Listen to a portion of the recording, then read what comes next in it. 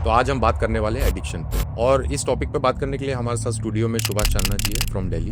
जैसे जैसे मेरी कामयाबी बढ़ रही थी वैसे वैसे मेरी बॉटल बढ़ रही थी। क्योंकि सबसे बड़ी प्रॉब्लम ये है कि एडिक्ट लोगों को सारी प्रॉब्लम्स दिखती है अदर देन उनका अल्कोहल। क्योंकि पीऊंगा तो सोऊंगा तो सुबह कमा पाऊंगा। WHO के अकॉर्डिंग ये 3rd नंबर पे mental. Did you have female clients जिनको आपने रिकवर कराया? Tell us about that. 14-15 साल के बच्चे मेरे पास बहुत आ रहे हैं वीड की वजह से। तो कहीं ना कहीं मुझे लगता है कि Bollywood is a very big factor in spoiling people. Addict और अल्कोहलिक के लिए सबसे बड़ी प्रॉब्लम है अधिकतर ये होता है अल्कोहल नहीं मिल रही, वो अंधेरे कमरे में बैठा, किसी से बात करने का मन नहीं है, कुछ करने का मन नहीं है, इतने सारे फेलियर देख लिए लाइफ में, तो वो बहुत डिप्रेस।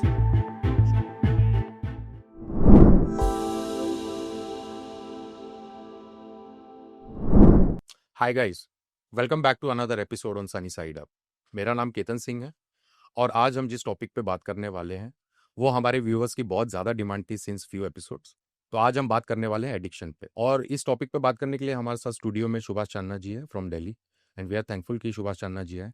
ब्रीफ में मैं आपको सुभाष जी के बारे में बताता हूँ कि सुभाष जी एक टाइम पे खुद सब्सटेंस यूज़र थे, एंड वो खुद तो भी बाहर आई ही, लेकिन एटलीस्ट 1000 क्लाइंट्स को उन्होंने नॉन अल्कोहलिक बनाया है, एंड डिफरेंट सब्सटेंस यूजर्स को भी इस चीज़ से बाहर निकाला है। Let me introduce you to Subhash ji and आगे की बातें करते हैं। तो Subhash ji, thank you so much जो आप आए टू नागपुर। आपके बारे में छोटा सा तो बताया है, बट व्यूअर्स को अपने बारे में थोड़ा अपनी लाइफ जर्नी बताइए। थैंक यू केतन एंड मेरे को यहाँ इनवाइट करने के लिए। ये एक बहुत अच्छा टॉपिक है एडिक्शन अवेयरनेस के लिए। मैं थोड़ा सा अपने बारे में शेयर करना चाहूँगा कि जैसे अभी केतन ने बोला कि मैं खुद एक सब्सटेंस अब्यूज़र रहा हूँ। मेरे पिताजी अल्कोहलिक थे और बचपन से ही मेरे अंदर एक अल्कोहल के लिए हेटेड थी। एम्बिशंस बहुत थे मेरी लाइफ के, बिकॉज मैंने वो स्ट्रगल देखा है अपने घर में, अपनी फैमिली में। और मेरी बस एक ही वो थी कि कुछ भी करूँगा, शराब नहीं पीऊँगा और एक अच्छा आदमी बनूँगा, पैसा कमाऊँगा, सब ठीक करूँगा। 18 साल की उम्र में मेरी लाइफ में कुछ ऐसी चीज़ें आईं कि मेरे फ्रेंड्स मस्ती करते थे, डांस करते थे। मैं बड़ा शाई इंसान था, बड़ा शर्मीला इंसान था। मुझे डांस के लिए खींचते थे, मैं भागता था। मुझे जोक के लिए बात बात करते थे, मैं जोक नहीं कर पाता था। तो पहली बार किसी ने बियर मुझे इंट्रोड्यूस करी और उसने ऐसे वर्ड बोल के करा कि यार ये तो मर्द नहीं है क्या, बियर ही तो है, पी लेना, इससे क्या होता है, कुछ भी नहीं होगा। तो पहली बार डरते हुए मैंने बियर पी। जिस दिन मैंने बियर पी उस दिन मैंने डांस भी किया, मस्ती भी करी, जोक भी मारा, और दिमाग में एक मैसेज आया कि मेरे पिताजी ना गंदी वाली शराब पीते हैं, अच्छा, आप अच्छी शराब पी रहे मैं अच्छी वाली पीऊंगा हैं। और कम पीऊंगा। जी। ऐसे मेरी लाइफ में एक अल्कोहल एंट्री हुई, शराब हम्म, की एंट्री हुई। हम्म। 2-3 साल तक तो लाइफ ने सक्सेस भी दी, अल्कोहल ने मुझे कामयाबी भी दी। जैसे जैसे मेरी कामयाबी बढ़ रही थी वैसे वैसे मेरी बॉटल बढ़ रही थी। Okay. 1 pack, 2 pack, 3 quarter, half. तो यू आर सेइंग पैक, तो आप बियर से you shifted to strong alcohol. So basically आप ये मतलब इसमें तो ये समझ रहा है कि वो जो ग्रेजुअल स्टेप बढ़ते जाता है वो आदमी को रियलाइज नहीं होता है, and you start taking two small steps of beer से alcohol, then more alcohol, and then more alcohol, and then no food and only alcohol. Only alcohol, right. Yes, वो स्टेज आ जाती है। एज आई सेड कि 2-3 साल तक अच्छा रहा, लेकिन उसके बाद जो मेरा वो स्टार्ट हुआ, जब बढ़ गई, नो फूड, नो डिनर, कुछ टाइम तक कोई डिनर नहीं करना, ड्रिंक एंड ब्लैकआउट, Yes, सोना, सुबह काम पे जाना, बिकॉज काम करना पड़ता था पैसे के लिए। बिल्कुल। एंड फिर एक स्टेज आ गई कि सुबह काम भी स्किप होना स्टार्ट हो गया, आपका काम भी हर्ट होने लगा। काम भी एक प्रॉब्लम होने लगी। तो धीरे धीरे मैं इस ग्रस्त में फंसता रहा। 7-8 साल की मेरी एडिक्शन में, मैं 10 साल की मेरी एडिक्शन की जर्नी रही है। 7-8 साल की एडिक्शन में मेरी हालत ये हो गई कि अब मैं छोड़ना चाह रहा था, हम्म। कोई रास्ता नहीं मिल रहा था मुझे। सो बेसिकली आपको रियलाइजेशन आ गया था कि ये मैं जो हर्ट कर रहा है, दिस इज द रीजन। ये मुझे तंग कर रहा है। तो ये रियलाइजेशन आपको आया। या ओके। क्योंकि एक्सीडेंट भी हुए थे, फाइनेंशियल लॉसेस भी हुए थे, रिलेशनशिप भी ब्रेक हुए थे। तो ये था मेरे अंदर कि यार बहुत ज़्यादा हो रही है, मुझे कंट्रोल करनी चाहिए किसी तरीके से। मैं 2 पैक पर रुक जाऊं, लेकिन रुक नहीं पा रहा था। कोशिश कर रहे थे, घर वाले भी कोशिश कर रहे थे, जितनी भी उनकी समझ है, जी। वो कोशिश कर रहे थे मेरे को वहाँ ले जाएं, कभी कोई किसी के पास ले गए, कभी कोई दवाई, कभी कुछ, सब फेल हो रही थी। 10 साल की मेरी ये जर्नी रही। मैंने कभी नहीं चाहा था, मेरे एम्बिशंस एज आई सेड कि मेरे एम्बिशंस कुछ अलग थे। मैंने अपने घर में अपने डैड को अल्कोहल से मतलब जाते हुए देखा है। जी। जब मैं 21 साल का था, मेरे डैड तब अल्कोहल की वजह से चले गए थे। तो मैंने कभी नहीं सोचा था कि इस स्टेज पे पहुंच जाऊंगा मैं, लेकिन हुआ मेरे साथ ये चीज़ें। राइट। तो आपके मतलब आपकी बातों से तो यही समझ में आ रहा है कि ये जो आप स्टेजेस जो आपके धीरे-धीरे बढ़ते गए हैं, बेसिकली जब आप ये स्टेप्स ले रहे हैं तो आई आई थिंक हम भी अवेयर नहीं होते हैं कि हम कितना डीप जा रहे हैं। और आपकी बातों से एक चीज़ मुझे बहुत पॉजिटिव लगी कि आपके 8 साल 9 साल के बाद आपको एटलीस्ट ये रियलाइज़ेशन तो आ गया कि ये मेरे सारे इश्यूज़ का प्रॉब्लम है। क्योंकि सबसे बड़ी प्रॉब्लम ये है कि एडिक्ट लोगों को सारी प्रॉब्लम्स दिखती है अदर देन उनका अल्कोहल, जिस पे हम आगे भी बात करेंगे। तो एटलीस्ट ये नोट ठीक है, तो आपने ये रियलाइज़ किया एंड देन फिर आपने चेंजेस कैसे लाए? देखिए रेज़ोल्यूशन आपने कैसे फिर उसको और एग्ज़ीक्यूट किया? मैं छोड़ना चाह रहा था, लेकिन जगह नहीं मिल रही थी मुझे।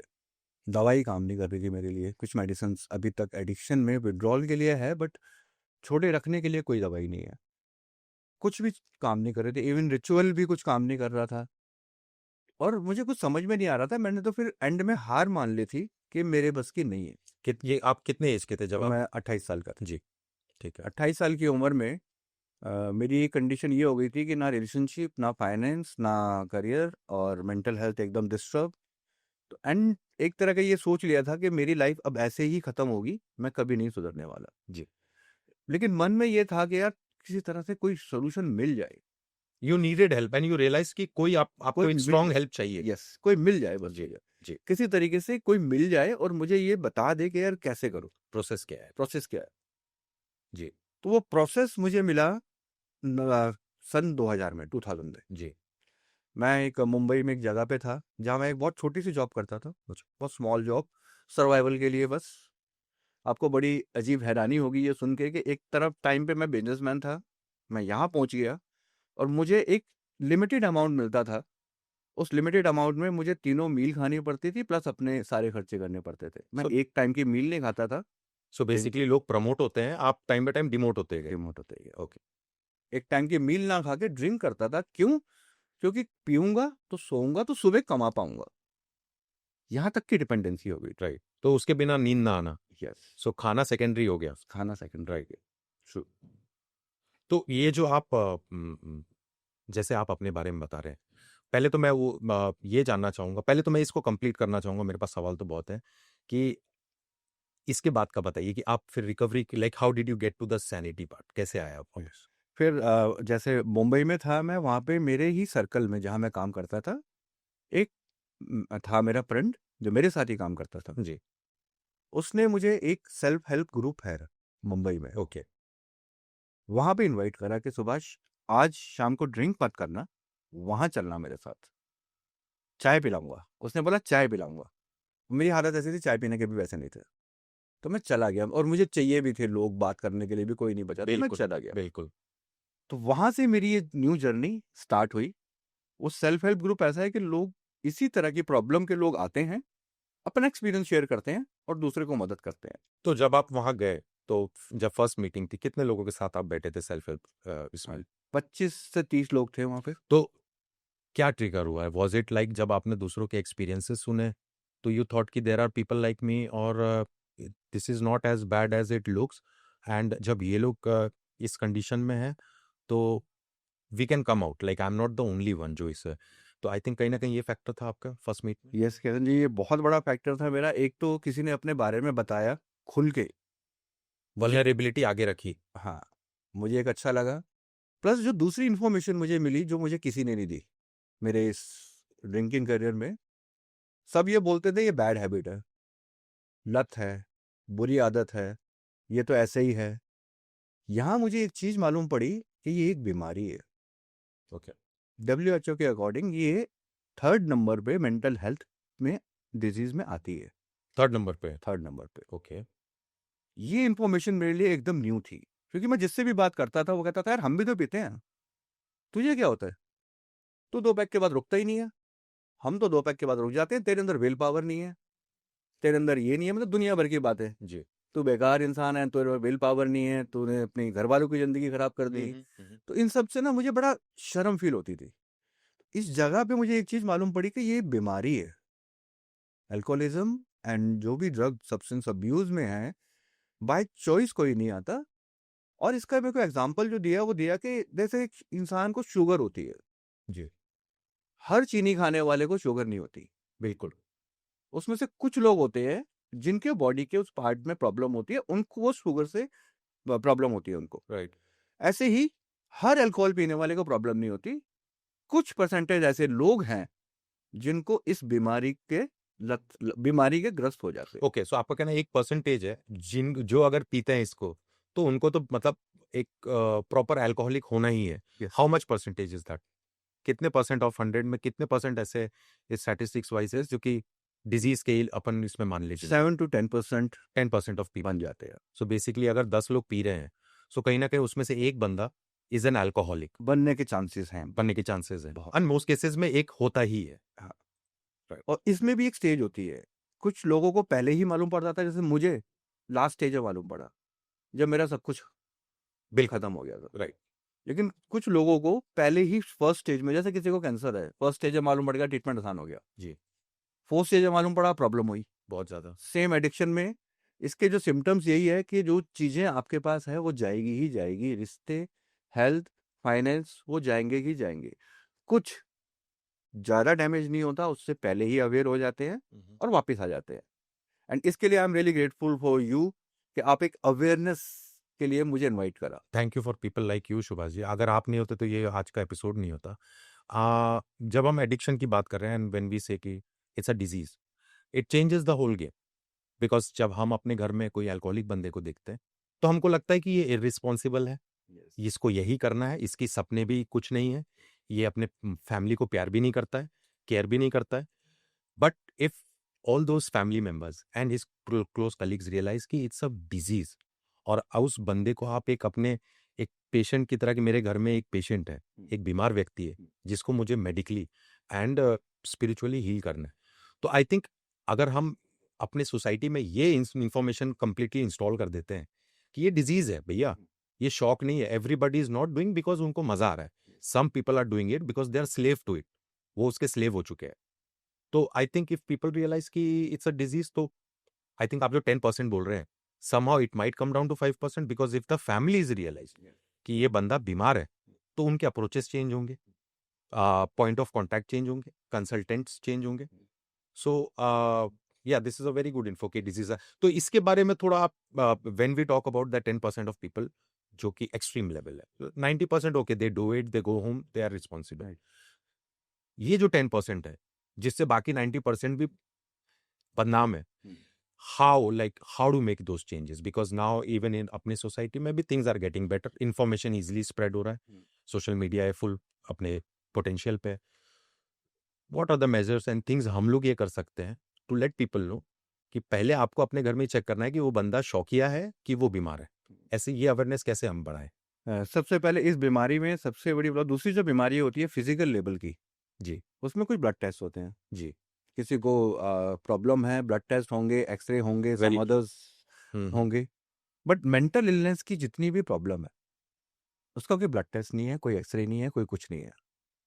उसके लिए कुछ टेस्ट होते हैं जो साइकोलॉजिकल बेस होते हैं। उस टेस्ट से मालूम पड़ता है कि इंसान को प्रॉब्लम है या नहीं है। एज यू सेड, 4 तरह के लोग हैं जो अल्कोहल और अदर्स ड्रग्स यूज करते हैं। जी जो first category is come user. Like अगर मैं अपने एग्जांपल से बताऊं, तो मैंने जब स्टार्ट की थी बियर के साथ, मैं यूजर था। जी 1 पैक पी रहा हूँ, 2 पैक पी रहा हूँ, और फिर जिंदगी चल रही है।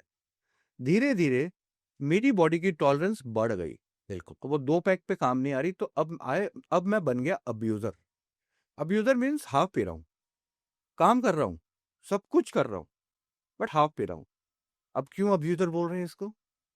अब्यूजर इसलिए बोल रहे हैं कि हाफ पीने का मतलब है कि मैं अपने ऑर्गन्स को तो खराब कर रहा हूँ, अपने Right. लीवर को, अपने किडनी को, अपने दूसरे ऑर्गन्स को तो खराब कर रहा फिजिकली हूँ, तो मैं अब्यूज कर ही रहा हूँ। अब्यूज कर रहा हूँ। थर्ड कैटेगरी आती है हार्मफुल अब्यूजर। अब ओके, हार्मफुल अब्यूजर कैटेगरी आती है कि ड्रिंक कर ली, अब गाड़ी तेरा भाई चलाएगा। सुना होगा ना ये, बिल्कुल आपके भी फ्रेंड हमने भी चलाया है वैसे। बिल्कुल आपके भी सर्कल में होंगे। 2 पैक थोड़े से जाने के बाद गाड़ी तेरा भाई चलाएगा, तो रुक। बिल्कुल। मीन्स वो अपनी जिंदगी खतरे में डाल रहे हैं अपने साथ में जो हैं, बिल्कुल काफ़ी ऐसे केस सुने हैं कि लोग पहाड़ों पे गए, ड्रिंक कर रखी थी, एक्सीडेंट हो गया, जिसने नहीं कर रखी थी उसको भी गया। बिल्कुल और घर पे लड़ाई झगड़े, वर्बल अब्यूज, गाली गलौज, हाथापाई and non verbal abuse. Non verbal means drunk, सो रहे हैं बेहोश, मम्मी की तबीयत खराब है या वाइफ की तबीयत खराब है या बच्चे की तबीयत खराब है, उनको पता ही नहीं है, कोई लेना देना नहीं है। कोई लड़ा। ये मेरे साथ भी हुआ है सो जब मैं दिस पी इज रहा द था। Third stage. या जब मैं पी रहा था, ये मेरे साथ भी हुआ है कि मेरी मॉम की तबीयत बहुत खराब थी और मुझे पता ही नहीं है। मैं सुबह उठा तो मालूम पड़ा कि मेरी सिस्टर उन्हें हॉस्पिटल ले गई थी। सो बेसिकली थर्ड स्टेज में आप शरीर से भी जा रहे हो, फैमिली रिश्तों से भी जा रहे हो, और हर टाइप की रिस्पॉन्सिबिलिटी से भी जा रहे हो। जा रहे हो। फिर लास्ट स्टेज आती है डिपेंडेंट। अब डिपेंडेंट जब बनता है वो, तो उसे चेन ड्रिंकिंग होती है। सुबह उठते ड्रिंक चाहिए, 2-4 घंटे बीते फिर ड्रिंक चाहिए, या फिर वीड या सम अदर्स मेडिसिन जी जी और जितने भी और सब्सटेंस हैं राइट। वो सब चाहिए। Cough syrup, some people use cough syrup, sure sure I know. Painkillers. Painkillers, तो बहुत सारे ऐसे आज के वो हैं। तो वो डिपेंडेंसी ये बन गई कि अब जैसे ही 2-4 घंटे बीतेंगे, माइंड को चाहिए, उसे इरिटेबल रेस्टलेसनेस होगी, 2 पैक चाहिए। फिर जैसे 1-2 घंटा बीते फिर 2-4 पैक चाहिए। तो वो डिपेंडेंट हो गई, चेन ड्रिंकिंग जिसे बोलते हैं, चेन बन गई वो। तो फर्स्ट सेकंड थर्ड फेज को साइड में अगर अभी 2 मिनट के लिए रखें, हम फोर्थ स्टेज की बात करें, तो आप थर्ड स्टेज पे थे कि फोर्थ स्टेज पे थे जब आपने अपनी रिकवरी की, when you came back from this? मैं फोर्थ स्टेज पे था। Okay. Fourth stage and third stage is similar. Similar. क्यों मैं सुबह नहीं पीता था? क्योंकि पैसे नहीं होते थे। अच्छा। डेफिनेटली पैसे होते, resources. Okay, that's another issue. Definitely पैसे होते, हाँ। तो फिर किसको जरूरत है काम करने की? बिल्कुल, तो क्योंकि हमको तो दारू पीना है हमें तो दारू करनी है। और पैसे अपने पास ही हैं। जिंदगी का एम यही रहेगा Right. कि यार बोतल का जुगाड़ हो जाए बस। श्योर। और ये भी होता था। अधिकतर जो हम हैं, जी। जो अल्कोहल अब्यूज हो बन गए हैं, 100 रुपये कमाए तो वो 100 रुपये नहीं होते थे, कहते आज बोतल का इंजाम हो गया। 1000 रुपये कमाए, आज 2 बोतल आ गई सो भैया। बेसिकली वो पैसे नहीं कमा रहे थे, वो अपने मन में बोतल कमा रहे थे, तो इसीलिए उसको बोतल से ही वो लोग बोल रहे हैं। माल का जुगाड़ हो गया, पूड़िया का जुगाड़ हो गया, राइट। तो उनका मनी कन्वर्ट है ना। बिल्कुल। मेरा ये कहना है कि अगर 90% लोग उस स्टेज पे नहीं जा रहे हैं और 10% actually they are going to the depths of it, तो इज इट लाइक कि ये आपका टोटली बायोलॉजिकल है कि आपका चाइल्डहुड और आपकी अपब्रिंगिंग और आपके कंडीशंस, ये सारी चीजें उससे अफेक्ट करती है? इसके बारे में बताइए। ऑफ कोर्स, जो इस डिजीज का जो मेन है, जेनेटिक तो है ही है, plus Yes. Peer pressure, friend circle में। जैसे मैंने अभी बताया कि मेरा चाइल्डहुड, मेरे पिताजी शराबी थे, जेनेटिक फैक्टर था। मैंने सोचा था मैं नहीं पीऊंगा, बट पीयर प्रेशर आ गया आ गया। और मैंने पी ली। प्लस चाइल्डहुड में कुछ ऐसी मेमोरीज थी मेरे साथ। मेरे फ्रेंड्स मेरे घर नहीं आ पाते थे, जी। कारण? डैड ड्रंक, मार ओके। पिटाई।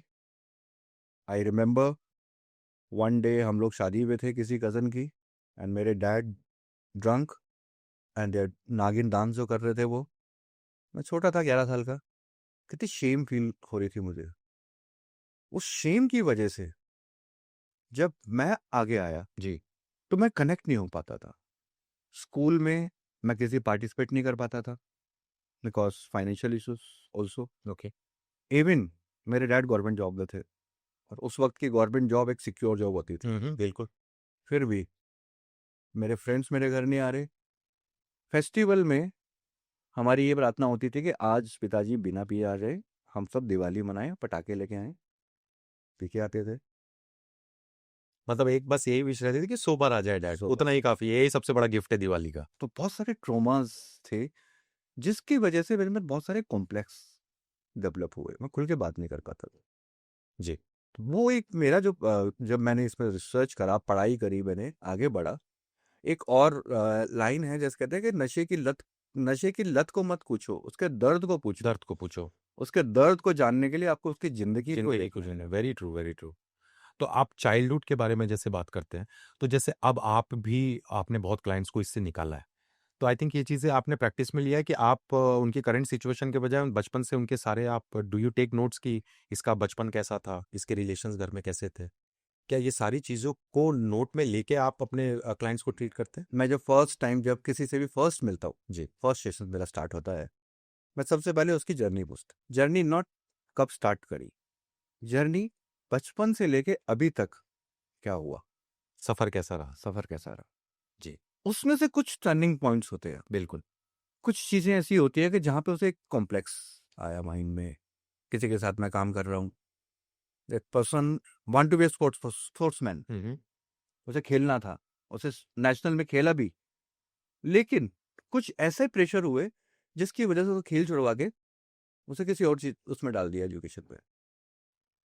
तो वो जो उसका पेन है, उसको समझना मेरे लिए एज ए प्रोफेशनल, मेरे लिए बहुत जरूरी था, होता है।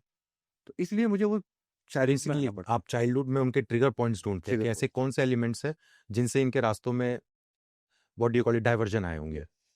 एंड जब जब हम बोलते हैं कि आप सिर्फ सब्सटेंस को नहीं देखते हैं, आप रीजंस ढूंढते हैं कि ये सब्सटेंस लाइफ में कैसे है।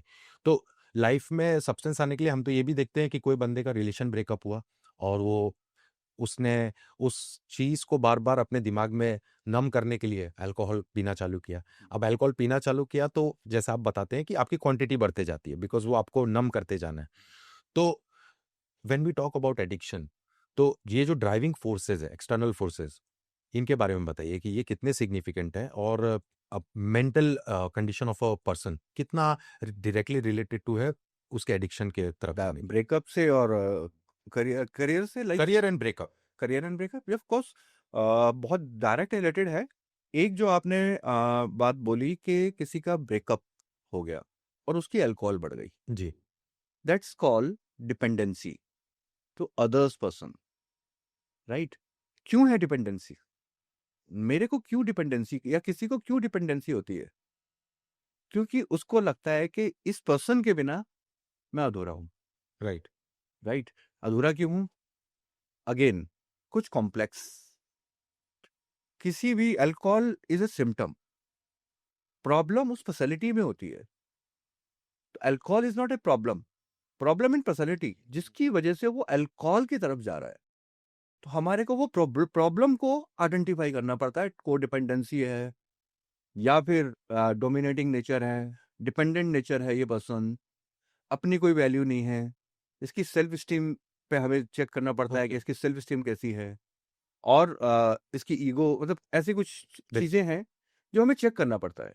सो बेसिकली आप लोग हर एंगल से उसके ट्रिगर पॉइंट्स ढूंढते हैं एग्जैक्टली। कि कौन से ऐसे ट्रिगर पॉइंट्स है जो इसे अल्कोहल की तरफ ले जाता है। राइट। अल्कोहलिक का एक बहुत बड़ा ट्रिगर होता है, जैसे ही वो 2 पैक पीता है, जी। वो ग्रैंडियोस होता है। ग्रैंडियोस मतलब अमीर ज्यादा, पैसे जेब में नहीं है, बिल तेरा भाई देगा, तू साइड हो। ये भी आपने सुना होगा, बिल्कुल सुना है। सुना होगा। 4 लोगों को लिया, चल वहीं घूम के आते हैं, घर में पैसे नहीं है खाने के, प्रॉब्लम है। लेकिन जैसे ही पौआ गया अंदर, वैसे ही वो राजा बन जाता है। आज ये कर लेते हैं, कल की कल देखेंगे। कल की कल। पैसा कहाँ से आएगा वो कल देखेंगे, आज पी लेते हैं। और अधिकतर अल्कोहलिक, यार एक काम करना, 10,000 बजाना, कल ले लेना, जैसे पेड़ पे लगे हैं पैसे, कल तोड़ के दे देगा। तो वो ग्रैंडियोस एक बिहेवियर है। जी। तो ग्रैंडियोस बिहेवियर भी है तो क्यों है? तो इसके लिए उसके जिंदगी को समझना बहुत जरूरी है। कोई बाय चॉइस ये सब नहीं करता, कुछ स्टोरीज होती है। अभी जैसे हमने लास्ट एपिसोड में भावना उपाध्याय जी आए हुए थे, वो भी दिल्ली से, तो और शी केम फॉर वास्तु का एपिसोड करने। लेकिन हमारे वास्तु के एपिसोड में भी लोगों ने ऐसे कमेंट्स किए हैं कि मेरा बेटा दारू ही पीता है दिन भर, लोगों को गाली देता है, क्या मेरे यहाँ वास्तु दोष है? ऐसे मल्टीपल कमेंट्स है जो वास्तु रिलेटेड सोच रहे हैं कि उनके घर में जो अल्कोहलिक प्रॉब्लम है, क्या वो वास्तु तो उनका रीजन नहीं है। तो मेरा ये कहना है कि जो जिस टॉपिक पे हम बात कर रहे हैं, ये बहुत बड़ी नीड है अभी सोसाइटी की कि लोगों को इस बारे में पता चले कि एडिक्शन है क्या और क्या-क्या चीज़ें। किसी को भी देख के सीधा बेवड़ा बोल देना और उसको डिग्रेड कर देना, I don't think it is gonna help him. You have to recognise कि वो एक बीमार है और अगर आप उसको एक पेशेंट की तरह अप्रोच करेंगे, इवन दो आपका फैमिली मेंबर है, तो I think when if you can come out, जब आप खुद बोलते हैं कि आप 4th स्टेज पे and you came out, so I think there is a big possibility that 100% of people can come out of it if taken in the right direction and at the right time. मेरे लिए ना family को बहुत समझने की वो जरूरत है। जैसे आपने बोला अभी, फैमिली को ये अवेयर होना बहुत जरूरी है। जैसे वास्तु में ये क्वेश्चन पूछ रहे हैं, मेरे घर वाले भी, उस टाइम खैर वास्तु इतना फेमस नहीं था, तो कोई हवन जी जी बिल्कुल। कोई कोई और पूजा। मंत्र। हाँ हाँ।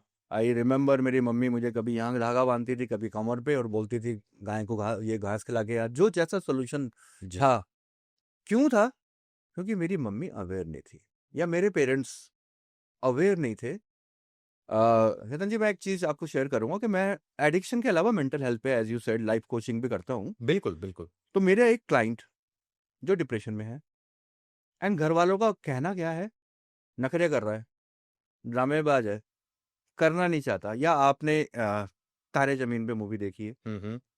उसमें जो आमिर खान जाता है उसके घर पे, उसके डैड के, उसको चाइनीज का कुछ देता है पढ़ने के लिए, बोलता है पढ़ो, तो वो पढ़ नहीं पाता।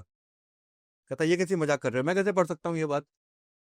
तो आमिर खान बोलता है उससे, ऐसा ही तुम्हारा बच्चा फेस फील करता है जब वो नहीं पढ़ पाता, और तुम बोलते तू ड्रामा कर रहा है, इसे पढ़ने का मन ही नहीं है। तो ऐसे ही मेंटल हेल्थ में जो प्रॉब्लम में फंसा हुआ है ना, एडिक्शन में फंसा हुआ है, तो फैमिली को ये समझना, लोगों को ये समझना जरूरी है कि वो जानबूझ के नहीं कर रहा, उसको राइट अप्रोच चाहिए। उनको, फैमिली को अवेयरनेस से राइट अप्रोच मिले, जिससे कि वो राइट स्टेप ले, बिल्कुल। जिससे वो आगे बढ़े। हम्म। क्योंकि मेरी फैमिली ने भी बहुत कोशिश की थी, हर तरीके की जो उनकी नॉलेज में था, जो उनको सही लगा उस जो उनको सही लगा, वो करा उन्होंने। जी। ये तो मान लेते हैं कि पेरेंट्स की, आपका बेटा बेटी अगर अल्कोहलिक हो रहा है तो ये कैसे मेजर्स लेना, ये तो ठीक है। बट इसमें कहीं ना कहीं मेरा मेरा ये मानना है कि ये स्टेज से ज़्यादा इम्पोर्टेंट है कि जब आपका बच्चा 8th में, 10th में, 12th में या फर्स्ट ईयर में रहे, तो ये अवेयरनेस कितनी इंपॉर्टेंट है कि जब वो अपने घर से निकले तो उसको किस किस चीज़ों के बारे में अवेयर होना है। बिकॉज अगर हम ये एक्सपेक्ट करें एक 15-16 साल के लड़के से कि उसको ये पता रहे कि उसके लिए सही क्या है और गलत क्या है, तो कहीं ना कहीं ये हमारी रिस्पॉन्सिबिलिटी है। तो पेरेंट्स की क्या responsibility in letting, because if you से कि लॉट ऑफ पीपल थिंक कि अच्छे यूनिवर्सिटी में डाल दिया सब अच्छा होगा। भैया बड़े यूनिवर्सिटीज में बड़े ड्रग्स होते हैं, द डिफरेंस इज दैट। बाकी कुछ चीजें चेंज नहीं होती है। So there will be time in your life जब आपका बच्चा आपके कांटेक्ट में नहीं रहेगा, एंड ऑलवेज वो सोसाइटी के या अपने कलीग्स के कांटेक्ट में रहेगा, एंड उस समय आप तो उसको चेक करने के लिए नहीं है, he could be in hostel या कुछ भी।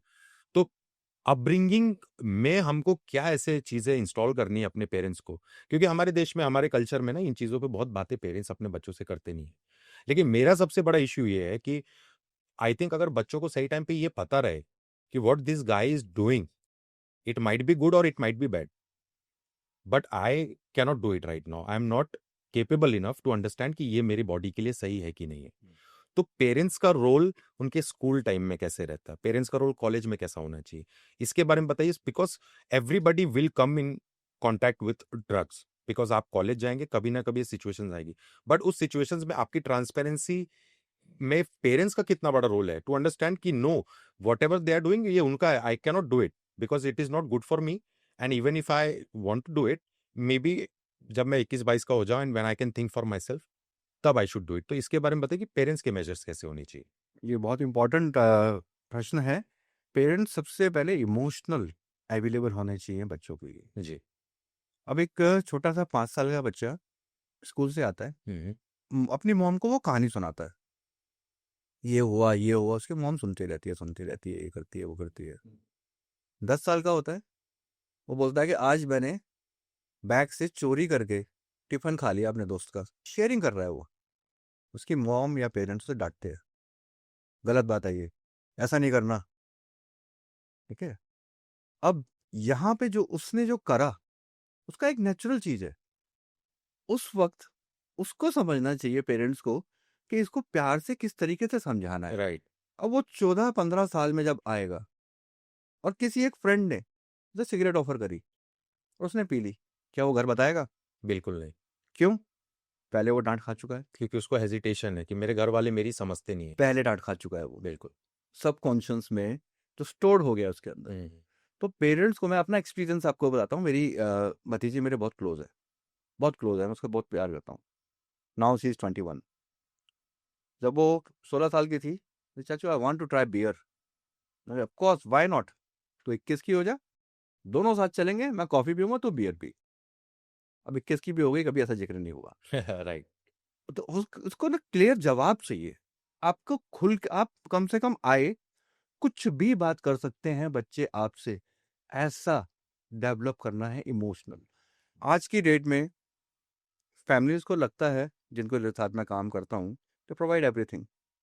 आज आप बच्चों के हाथ में आईफोन देख लेंगे, आईपैड देख लेंगे, तो ज़रूरत है, ऑफ कोर्स आज की डिमांड है, ज़रूरत है, बट उसके अलावा भी उनको एक चीज़ चाहिए, टाइम। बिल्कुल। उसके साथ बात करना, उसकी डेली एक्टिविटीज, स्कूल्स में क्या प्रॉब्लम हो रही है, क्योंकि 11 to 15 एक एज ऐसी होती है, यहाँ पे बहुत कुछ चेंज होते हैं बॉडी में भी। बिल्कुल। तो उस वक्त बहुत आसान होता है कि किसी के साथ भी किसी ने स्मोक का करा, आजकल वीड का बड़ा चल रहा है। मैं लोगों के साथ काम करता हूँ और आजकल यंग 14-15 साल के बच्चे मेरे पास बहुत आ रहे हैं वीड की वजह से, और बहुत दूसरे जो ड्रग्स हैं उसकी वजह से। क्यों आ रहे हैं? क्योंकि वो खुल के बात नहीं कर पाता है, वो घर में एटमोसफियर क्रिएट नहीं हो रहा कि वो बात कर पाए। एक तो वर्क प्रेशर भी बहुत है मॉम डैड को, तो पेरेंटिंग के लिए सबसे इंपॉर्टेंट रोल है कि सबसे फर्स्ट इमोशनल अवेलेबल रहे। अगर वो कुछ गलती भी कर रहे हैं तो उनसे बैठ के बात करें, ना कि उसे डायरेक्ट बोल दें कि no, this is not, this is wrong, this is right. Wrong and right का कॉन्सेप्ट ही बेकार है। बैठ के बात करे, समझाए। अगर नो करा है तो उसके पीछे वैलिड रीजन क्या है। जैसे मैंने अपनी भतीजी को बोला नो, तो उसको सीधा बोला कि you are not, now age is not your for drinking true. After 21। जज फॉर योरसेल्फ उसके बाद। राइट। यस, तो ये पेरेंट्स को बहुत अच्छे से समझना बहुत इंपॉर्टेंट है हमारे सोसाइटी में, कि एक रिश्ता बनाए। सब कुछ प्रोवाइड कर देना is not parenting. Parenting is emotional support. And जो एडिक्शन की बीमारी की जो हम बात कर रहे हैं, एडिक्ट पर्सनैलिटी बहुत इंटेलिजेंट इंसान होता है, बहुत इंटेलिजेंट। उससे आप कुछ भी करा लो, वो फट से कर देगा, एक्सपर्ट होता है, क्योंकि ऑब्सेसिव माइंड होता है। वो मार का खा जाते हैं, पता है, इमोशंस। वो इमोशंस को मैनेज नहीं कर पाते। ओके। उसे अगर किसी को आई लव यू बोल रहा है तो 2 पैक पीने पड़ेंगे। उससे अगर लड़ना है, 2 पैक पीने। जैसे मैंने बोला, मुझे डांस करना है तो 2 पैक पीने पड़ते थे। मुझे सोसाइटी में जोक पास करना है तो 2 पैक पीने करते थे मेरे को। बिल्कुल। मुझे और कुछ भी किसी लड़की से बात करनी है इवन, तो 2 पैक पीने पड़ते। सोसाइटी है, हिम्मत आ जाती है। तो वो इमोशंस को मैनेज नहीं हो पाता। तो इमोशंस समझना बहुत इंपॉर्टेंट है पेरेंट्स को। आई थिंक आपकी बात ये सही है कि एक राइट टाइम पे अगर हम अपने बच्चों को ये फील करा दे कि आप कोई भी प्रॉब्लम हमारे साथ पहले शेयर कर सकते हो, I am your like the closest friend, तो आई थिंक 50% से ज़्यादा केसेस तो यहीं पे ख़त्म हो जाएंगे। क्योंकि मुझे लगता है कि सबसे बड़ा इशू है age 14 to 18 to 20। Age in मुझे लगता है कि 14 टू 20 में अगर पेरेंट्स आपके साथ टच में हैं with the right conversations as a friend, तो मैंने अपने लाइफ में देखा है कि ऐसे केसेस में the kids are very level headed. and बहुत when they are in society, they are very satisfied with their surrounding। वो ऐसा कभी आपको फील नहीं कराएंगे कि यार मुझे मजा नहीं आ रहा। And you will be like, do you want drink? No, I don't drink, I don't like it, I enjoy without the drink.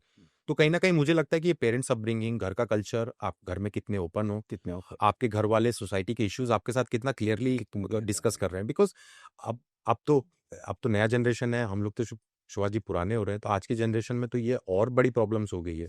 बिल्कुल। आपने वो छिछोरे मूवी देखी है? नहीं, एक मूवी है Chhichhore. I hardly watch Hindi movies. Okay, चलिए मैं थोड़ा सा बता देता हूँ उसके बारे में। छिछोरे मूवी है, उसमें यही चीज है कि उसका बेटा एक 18-19 साल का होता है, and he is try to committed suicide. ठीक है। दैट हीरो अपनी जिंदगी के एक्सपीरियंस से उसे ठीक करता है। ओके। पेरेंटिंग का जो बात कर रहे थे। तो बॉलीवुड की अगर आप बात करते हैं तो लेट्स टॉक अबाउट बॉलीवुड। हम 12 साल, 14 साल, 15 साल के रहते हैं। मैं अपने भी बारे में बता देता हूँ। I have always been in love with Shahrukh Khan. लेकिन जब हम अपने हीरोज को और अपने आइडियल्स या आइडल्स को बोले, जब when we see them having beer and talking to girls, having a smoke and beating enemies, तो उस एज में हमको क्या लगता है कि these are very cool things, having a smoke and you know doing all this things for a girl and then girls are jumping over you. तो कहीं ना कहीं मुझे लगता है कि Bollywood is a very big factor in spoiling people, specially the kids. People नहीं बोलना चाहिए, kids section, because people who can't जज फॉर देमसेल्व्स। तो हम लोग भी ऐसा लगता है 14 15 16 वालों को when we see actors doing such things कि यार यही तो स्टाइल है, हीरो यही करते हैं। हीरो का मतलब है कि ये सब करना है एंड गर्ल्स आएगी एंड अल्कोहल आएगा and you know these are very cool things. तो ये डिपिक्शन भी इसको कम करना कितना या खत्म करना कितना जरूरी है, बिकॉज आई थिंक ये बहुत बड़ा फैक्टर है हमारी सोसाइटी में। बहुत बड़ा फैक्टर है ये, बहुत बड़ा। बिकॉज आपने अभी शाहरुख खान की बात करी, वह अमिताभ बच्चन स्टाइल था, लेफ्ट हैंड से वो उसको देख के बड़ा वो होता था कि ऐसे शराबी ड्रिंक मूवी, करेंगे, एक शराबी लेजेंडरी मूवी मूवी। में ये करेंगे। लेकिन इसके साथ इन सब के बावजूद भी अगर फैमिली में एटमॉस्फेयर ठीक है, मूवी देखी, मूवी में क्यों माइंड एक ही चीज पे अटक रहा है? शराबी मूवी में अल्कोहल तो था, लेकिन ये भी था कि उसका क्या हाल हो गया था अल्कोहल पी के, राइट, वो कोई नहीं देख रहा है। और वो कोई नहीं देख रहा। और वो बात किससे करेंगे? फैमिली से। इसलिए ऑफ कोर्स बॉलीवुड का बहुत बड़ा रोल है दोनों चीजों, एडिक्शन में भी, उसको बढ़ने के भी। बट उन्होंने तो अपना वो कर दिया ना, उन्होंने नीचे वो दे देते हैं कि भैया शराब पीना शायद के लिए हानिकारक है, स्मोकिंग इज पर ये तो आपको पता है ये डाइवर्जन है, लाइक ये तो सिर्फ अपनी रिस्पॉन्सिबिलिटी से हाथ उठा लेना कि भैया हमने तो बोल दिया था, but it doesn't work. Like लिखने से चीजें लोग छोड़ दे तो आई थिंक सिगरेट्स की सेल खत्म हो जाए, बिकॉज उसमें तो क्लियर कट हर तरफ बैक फोर्थ लिखा रहता है कि cigarette will kill you. Ketan ji, अब हम वो बात कर रहे हैं कि अभी हम एडिक्शन की बात कर रहे हैं, उस टाइम के बाद बोलेंगे जी चॉकलेट बंद कर देनी चाहिए क्योंकि शुगर के पेशेंट बढ़ रहे हैं, राइट, या फिर ये बंद कर देनी चाहिए क्योंकि शुगर के पेशेंट बढ़ रहे हैं। हमारा काम है कि अवेयरनेस को फैलाना, बिल्कुल। Mainly focus of course Bollywood से आती है ये चीजें, बट हमारा काम है अवेयरनेस को फैलाना। अगर कोई इस शुगर का मरीज हो रहा है तो उसके लिए ट्रीटमेंट है, और एडिक्शन में और दूसरी बीमारी में ये अंतर है।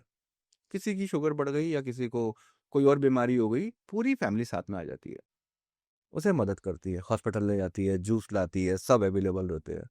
एडिक्शन में उल्टा होता है, किसी को एडिक्शन की बीमारी लग गई, वो सड़क पे पड़ा हुआ है, पड़ा रहने देना, उसकी हरकत ही ऐसी है।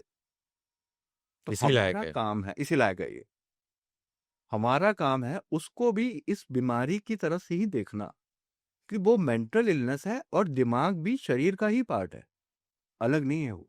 सो स्ट्रेट अप जो भी बंदा अल्कोहल पे डिपेंडेंट है वो बीमार है, स्ट्रेट अप। मतलब इसमें कोई दूसरा, मतलब आपको उसके लिए फील करना है, you have to have a sympathy for him and you have to try कि अगर आप उसको कुछ किसी तरीके से हेल्प कर सको, या you can take him to right people, right approach. Right approach. I think it will make a big difference in society अगर हम इन्हीं चीजों को एटलीस्ट अभी के लिए रेक्टिफाई कर दे तो। राइट अप्रोच बाहर बहुत अच्छे से होता है, ये राइट अप्रोच चाहिए हमारे को। राइट अप्रोच तभी होगी जब हमें अवेयरनेस होगी। राइट।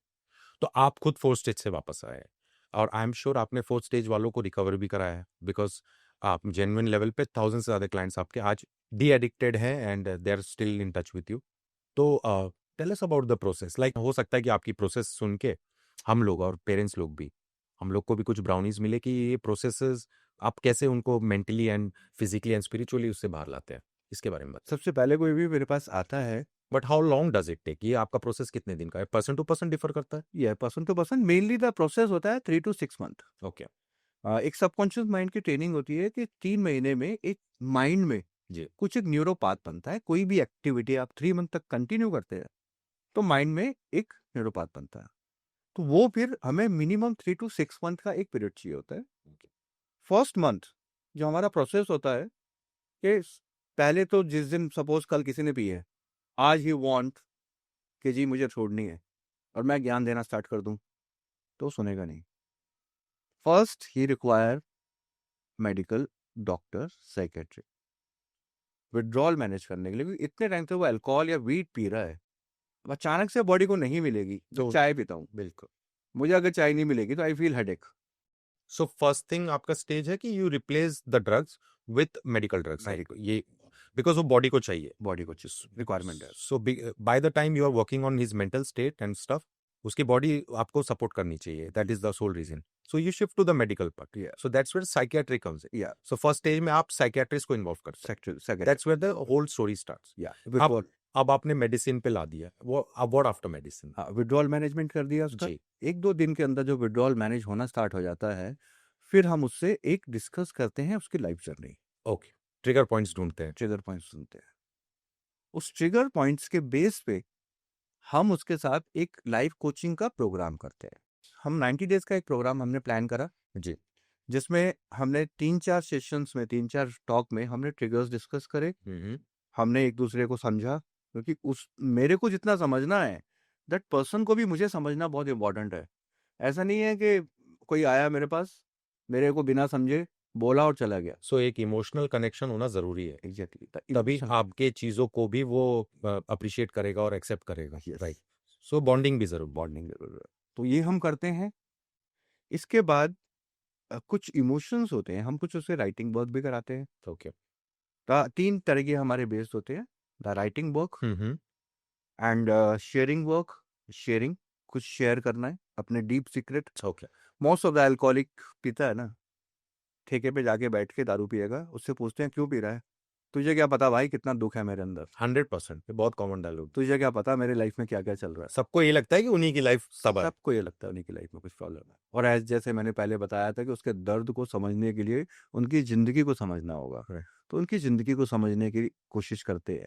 ब्रेकअप हुआ है, मेरा पास अभी एक रिसेंटली मैं एक सेशंस कर रहा हूँ। Now that person is 50 plus, that person want to be a government officer.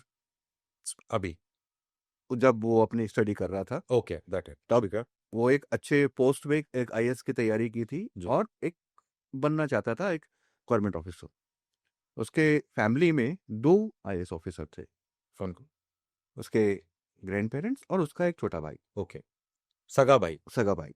वो भी करना चाहता था, लेकिन वो 8 नंबर से फेल हो गया, रह गया। तो वो 8 नंबर का ट्रिगर पॉइंट हमेशा के लिए बैठ गया। उसके दिमाग में बैठ गया। उसके बाद छोटी मोटी जो जो भी उसने जॉब करी, जी। अपने मन को मार के उसने कुछ ऐसी जॉब करी जो वो करना नहीं चाहता था, लेकिन करनी थी जॉब, क्योंकि कहीं इन्वॉल्व होना था उसके। नाउ द 50 प्लस है वो, एंड उसके साथ मुझे काम करने का मौका मिला, कर रहा हूँ मैं उसके साथ काम अभी currently. First is trigger point ढूंढना। अब आगे जो मेरी प्रोसेस होगा, उसके कुछ इमोशंस को निकालना। एडिक्ट और अल्कोहलिक के लिए सबसे बड़ी प्रॉब्लम है एंगर की। एंगर इश्यूज बहुत होते हैं, and there is 2 type of anger. एक होता है पैसिव। पैसिव मीन्स बिना पिए, बिना नशा करे वो कुछ नहीं बोलेंगे, चुप रहेंगे। मोमेंट दे ड्रिंक और drugs, they start too much talking. बिना पिए don't talk, and after drinking too much talk. बिना पिए don't feel, they don't feel, कुछ भी नहीं होती फीलिंग। पीने के बाद टू मच फीलिंग। बिना पिए डोंट ट्रस्ट, पीने के बाद तेरा भाई जिंदा है, full trust. Too much trust, too much trust. जी। सो वो जो उसका जो पैसिव एंगर है, उसको हम देखते हैं ये Recognize कब से करते कैसे कर रहा है। जी। प्लस एडिक्शन के ड्यूरेशन में उसने कुछ ऐसे काम हो गए जिसकी वजह से बहुत शेम एंड गिल्ट है उससे। वो सामने किसी को नहीं बताएगा, क्योंकि कोई समझने की कोशिश नहीं करे। तो शेम एंड गिल्ट है उसके अंदर, हम उसको देखते हैं। हम डायरेक्ट नहीं बोलते, हम उससे कुछ एक्सरसाइज होती है, उस एक्सरसाइज के दौरान उस शेम एंड गिल्ट को निकालते हैं। थर्ड जो है सबसे इंपॉर्टेंट इज फियर, डर। उस फियर क्या क्या है उसके, क्या वो करना चाहता है अपनी लाइफ में, क्या नहीं कर पाया और कैसे फेस कर रहा है, हम ये उस पर डिस्कस करते हैं, फियर पे। राइट। एज मैंने पहले भी बोला था कि alcohol addiction problem is not alcohol, problem in personality. Personality को ठीक करेंगे तो अल्कोहल अपने आप छोड़ देगा, वो दूसरे ड्रग्स अपने आप छोड़ देगा। हम लगे हुए हैं दारू के पीछे, जबकि किसी हमको को। उसके ब्रेन के लाइक उसके उस थिंकिंग्स ट्रिगर पॉइंट्स पे फोकस करना है। ट्रू। एक चीज सिंपल सी बताइए मुझे, किसी के यहाँ दर्द है और उसको यहीं पकड़ के बोलोगे चल डॉक्टर के पास, तो जाएगा? उसे इधर से पकड़ना पड़ेगा। नशा मत कर, नशा मत कर, नशा मत कर, शराब छोड़ दे, शराब छोड़ दे, शराब छोड़ दे। फाइड अप, नहीं छोड़ता। और पी लेगा लगे तो हाँ, उससे। और पी लेगा, जाओ, नहीं छोड़ता। क्या कर लोगे आप? जी। तो जहां पे दर्द है वहीं पे हम बार बार मार रहे हैं, तो उसको दूसरे तरीके से सोचना चाहिए। और ये समझने के लिए फैमिली को समझना चाहिए, एंड इसके लिए हेल्प अवेलेबल है। सो आपके जो भी क्लाइंट्स आपने आज तक इससे बाहर निकाला है, आई एम श्योर उसमें मोस्ट में पेरेंट्स का तो रोल होगा ही बहुत बड़ा। मेरा जब मैं सेशन स्टार्ट करता हूँ तो मेरी कंडीशन यही होती है कि 2 सेशंस पहले मैं अपने क्लाइंट के साथ करूँगा जिसको भी प्रॉब्लम है, थर्ड सेशंस मेरे को फैमिली के साथ करना है। बिकॉज़ आपके पास 2 सेशन में इतना इन्फो आ जाता है और कि आप अपने उनके फैमिली के साथ उनको भी बताएँ कि क्या-क्या इश्यूज़ है जो आपको भी अभी तक पता नहीं है। Right, very nice. तो फैमिली के लिए बहुत इम्पोर्टेंट है समझना इस बीमारी को, उसके ट्रिगर्स को, प्लस एक चीज़ और है, फैमिली भी कहीं डैमेज हुई है, हर तरीके से। हर तरीके से। तो वो उनके भी ट्रिगर्स बन गए हैं, उनके भी ट्रॉमा बन गए हैं हुँ, हमारे। हुँ, हुँ, हुँ। तो उनको वो जब तक खुद को हील नहीं करेंगे, वो कैसे एक डिसफंक्शनल अल्कोहलिक बोलते हैं हम लोग, तो डिसफंक्शनल होता है, उसे सँभालेंगे। तो आपस में एक फाइट होती रहेगी।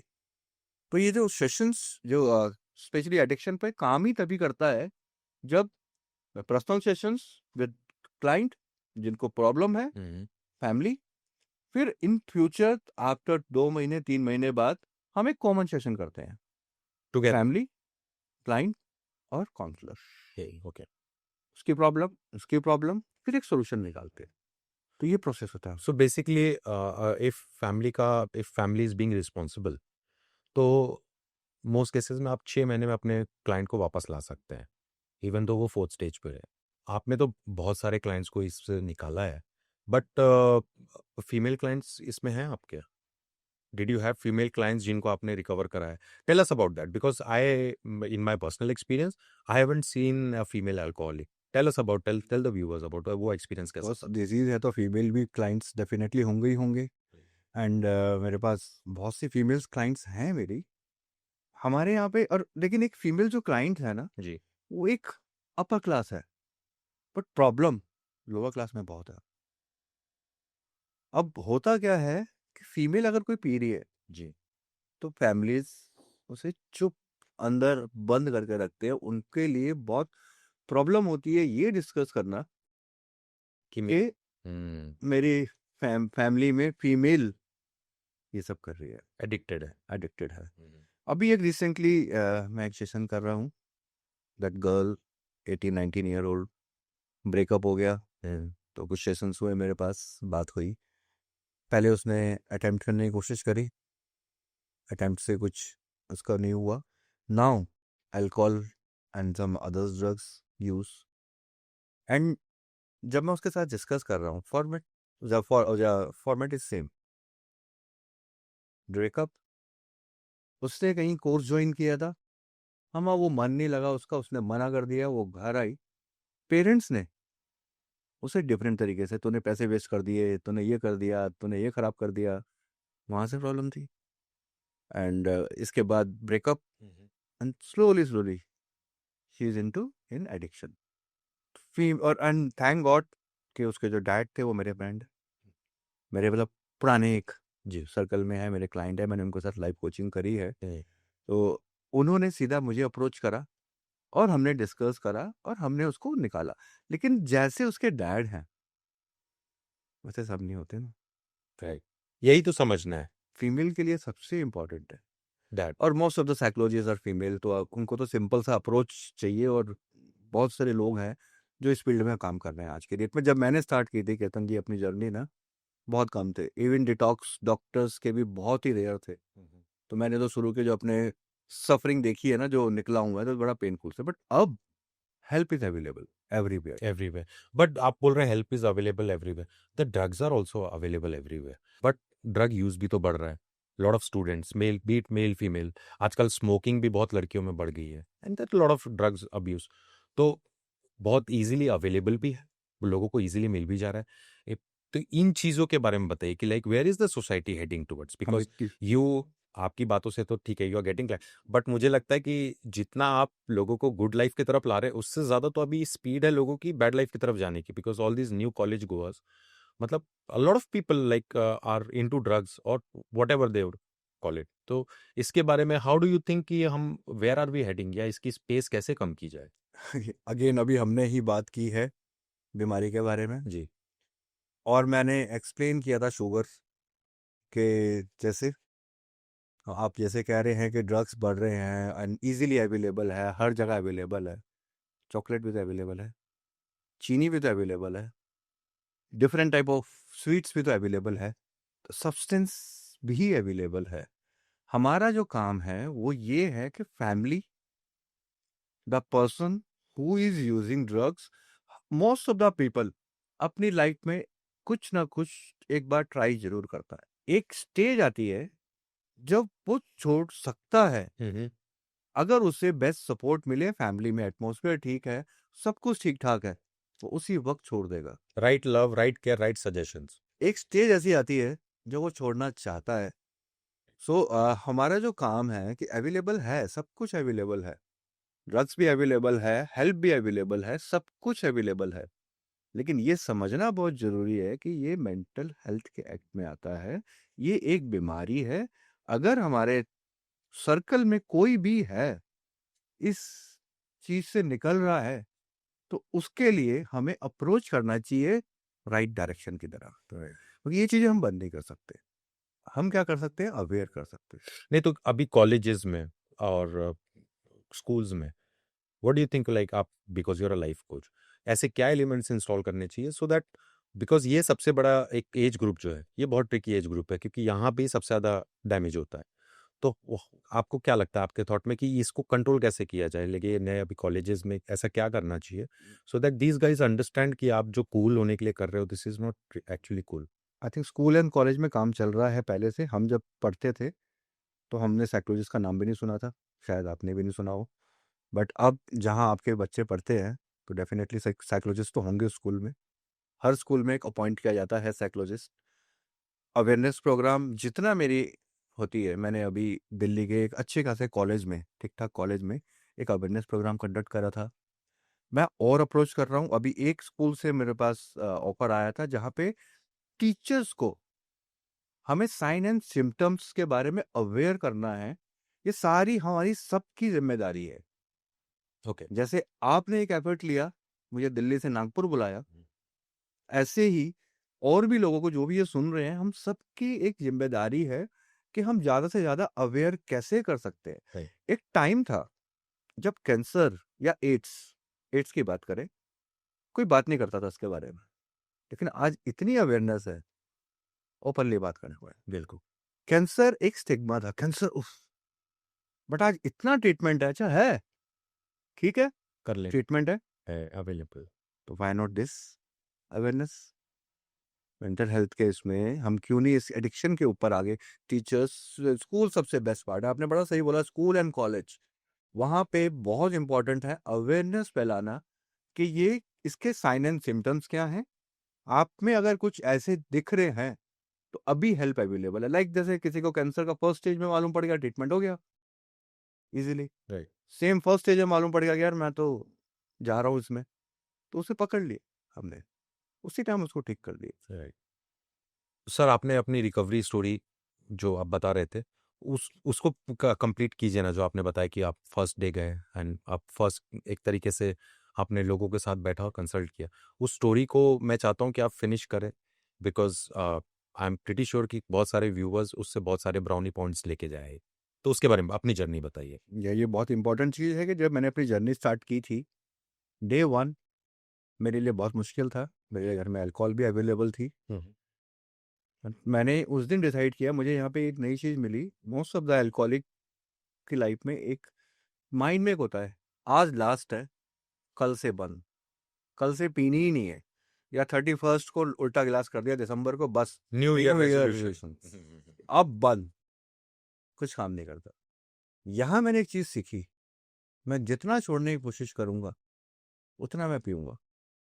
तो यहाँ सीखा मैंने नई चीज़, आज नहीं पीनी, बस कल की कल देखेंगे, one day at a time. One day at a time. और ये प्रोसेस को मिनिमम 90 डेज करना है मैंने, मिनिमम 90 डेज। क्योंकि मैं जिस दिन स्टार्ट की थी अल्कोहल, तब मैं अल्कोहलिक नहीं बना था। 15 दिन, महीना, 2 महीना, 1 साल में नहीं बना था, प्रैक्टिस हुई है। बिल्कुल। तो रिकवरी में भी 90 डेज दूर रहना है एक दिन के हिसाब से।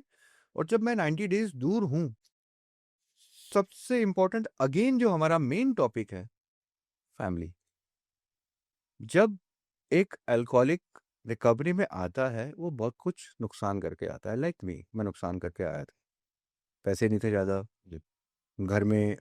पहले मैं पैसे देता था, आप इमेजिन करो 28 साल का लड़का कुछ नहीं कर रहा और घर पे फाइनेंशियल प्रॉब्लम है, तो आंखें तो ऐसे देखिएगी ना। तो मेरे जो मेंटोर थे उन्होंने मुझे बताया कि अपने घर वालों से बात करो, उनको बोलो कि मैंने बहुत बार तुम्हें बोला है मुझे शराब छोड़नी है, छोड़ दूंगा, और तुमने हर बार मुझे साथ दिया है। तो कई बार मैं बिजनेस के पैसे ले लेता था, दारू पी लेता था। कई बार कोई बहाना मारा, दारू पी लेता था उन पैसों पे। तो इस बार तुम मन से बात करो कि इस बार सिर्फ 3 महीने टाइम दे दो, मैं कुछ नहीं करूंगा, और मुझे थोड़ा इन लोगों के साथ जहाँ मैं जा रहा हूँ इन ये सेशंस करने। मैंने अपने घर वालों से बात करी, उन्होंने बोला ठीक है कर ले। थैंक गॉड मेरी फैमिली समझ गई थी, तो सपोर्ट करा। Sorry to cut you, but आपने जब चालू किया तो आपका फर्स्ट डे के बाद did you just kept going, आप रेगुलर हो गए उसी दिन से? उसी दिन से रेगुलर हो गए। सो आपने one day at a time आपने मिशन बनाया कि आज नहीं पीना, आज नहीं भी। कल की कल देखेंगे। मुझे एक बड़ा अच्छा बात डिड यू बताई। Sorry did you take medicine in that period? उस वक्त ना मेडिसिन 2001 में मेडिसिन थी, लेकिन एक दूसरे हायर लेवल पे ही थी, हम्म। और मैं बड़े डाउन फेज में पहुंच गया था। ओके। उस फेज में कोई मेडिसिन थी नहीं, ओके। मतलब डॉक्टर्स साइकेट्रिस्ट इतने नहीं थे, और अगर थे भी तो upper level, upper class, upper level तक ही थे सीमित। बिल्कुल मैं समझ रहा हूँ, आप 2001 की बात कर या रहे हैं, तो या आई 2001 कैन में मेरी अंडरस्टैंड। रिकवरी जी। जर्नी हुई थी, जी। स्टार्ट रिकवरी की। जी। तो समहाउ मेरे अंदर बहुत पेन था, मुझे भूख नहीं लगती थी, मुझे नींद नहीं आती थी। मुझे 15 दिन नींद नहीं आई, मैं ढंग से सोया नहीं। 2 घंटे सो गया, थोड़ी देर आंख बंद कर हो गई, आधे घंटे बाद फिर सो गया, जिसका मुझे बाद में मालूम पड़ा कि ये विड्रॉल थे। मुझे सपोर्ट यहाँ मिली, मैं किसी जिस संस्था में जा रहा था, वहाँ के मेंटोर ने मुझे बताया कि सुभाष, आज तक कभी ऐसा नहीं हुआ कि बंदा नहीं सोया और मर गया। ये अधिकतर हुआ है कि पी और मर गया। तो इट्स ओके, नींद नहीं आएगी ना, तो it's okay, just be there. आज के दिन बस शराब नहीं पीनी, कुछ भी हो जाए, कुछ भी हो जाए, पेन थोड़ा सा लेना पड़ेगा। So basically you took a little harder way. आजकल वो चीजें भी आप लोग कंट्रोल कर लेते हैं, पहले से ही you give them the medicine जो उस अल्कोहलिक हाई को समहाउ कहीं ना कहीं रिलेट करे और उनको उस सब्सटेंस पे ना ले जाए।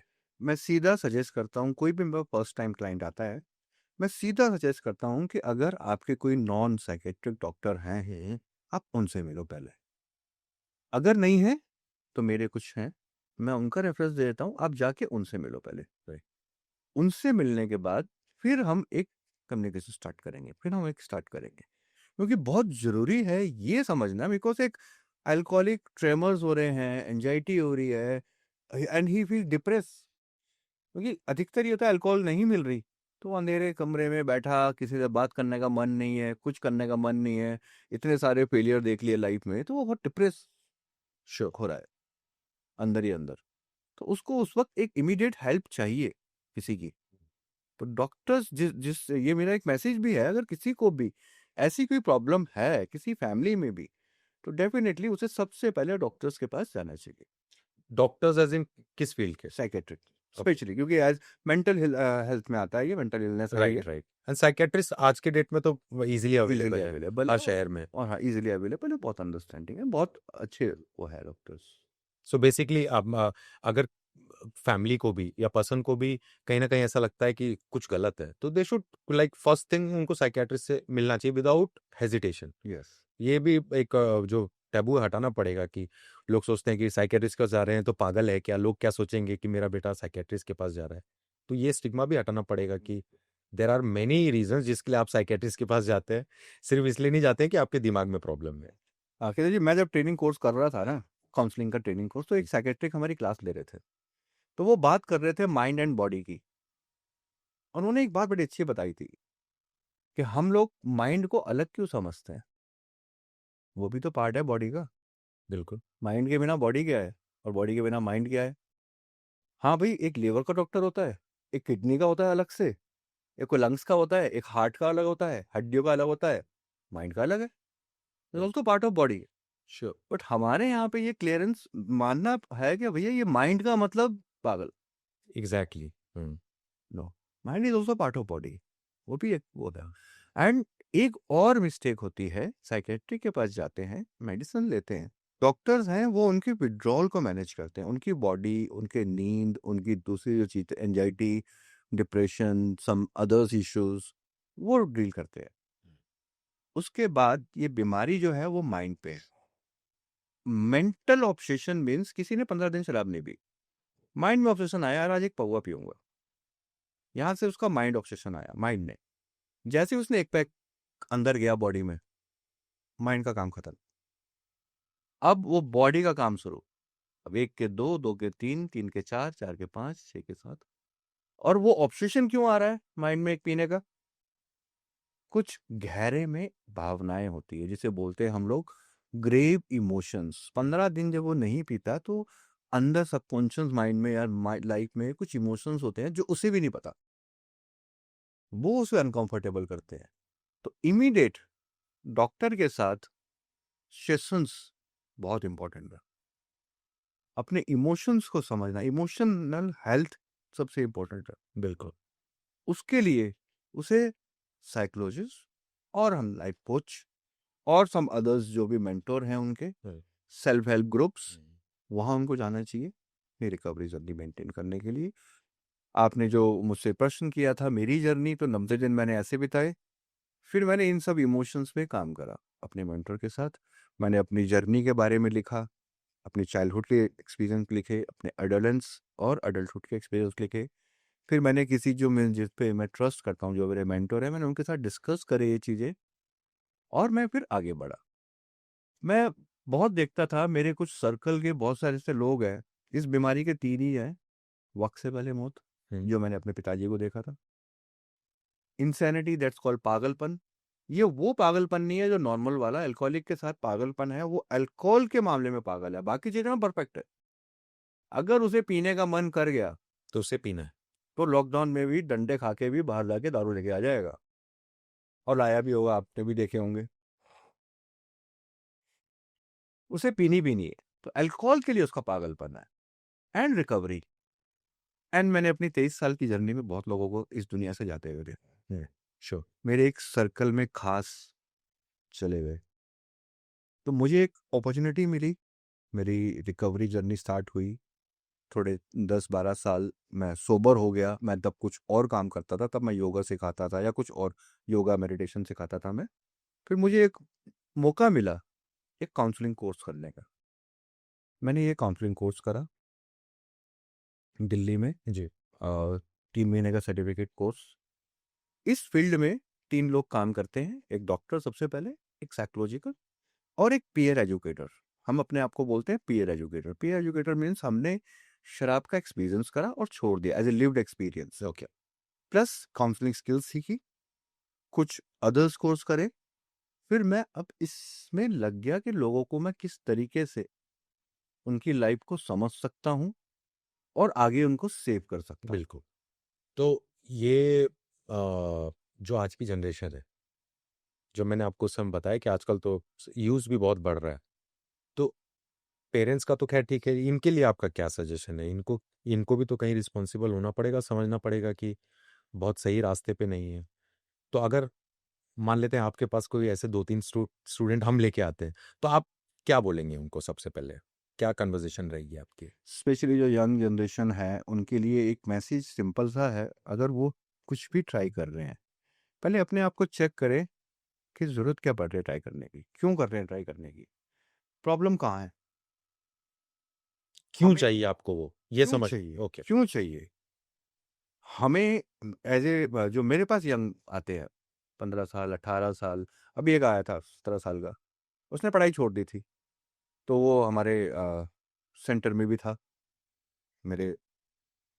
मैंने उसकी फैमिली से बात करके, उससे बात करके उसकी स्टडी दोबारा स्टार्ट कराई, उसकी लाइफ के एक नया गोल बनाया मैंने। हो सकता है किसी वजह से वो फेल हो गया हो लाइफ में, हो सकता है उसके साथ कुछ लाइफ में ऐसी चीजें हुई हो जिसकी वजह से वो जो करना चाह रहा है वो नहीं कर पाया। जैसे मैंने भी बोला कि समबड़ी कोई एक इंसान है जो नेशनल खेलना चाहता है, खेलना चाहता है, तो उसको खेलना चाह रहा है, फैमिली, यही फैमिली का अगेन फिर पार्ट आ गया। फैमिली के साथ बात करके खेलना है तो खेलने दो। दैट गर्ल वो डांस करना चाहती है, डांस करने तो साथ साथ पढ़ने दो उसको। तो ये क्यों कर रहा है वो? उसके लिए सबसे यंग जनरेशन के लिए तो है, ये सबसे सिंपल सी बात है, अगर उन्हें लग रहा है वो किसी भी सब्सटेंस की ज़रूरत पड़ रही है, तो उनको कुछ ना कुछ अपने बारे में सोचना पड़ेगा। सो बेसिकली आपका कहना है कि अगर कोई भी बंदा किसी भी तरीके से सब्सटेंस पे डिपेंड कर रहा है अपने एंजॉयमेंट के लिए या किसी भी टाइप के एग्जीक्यूशन के लिए, तो सबसे पहली चीज उठ के साइकियाट्रिस्ट के पास जाना चाहिए।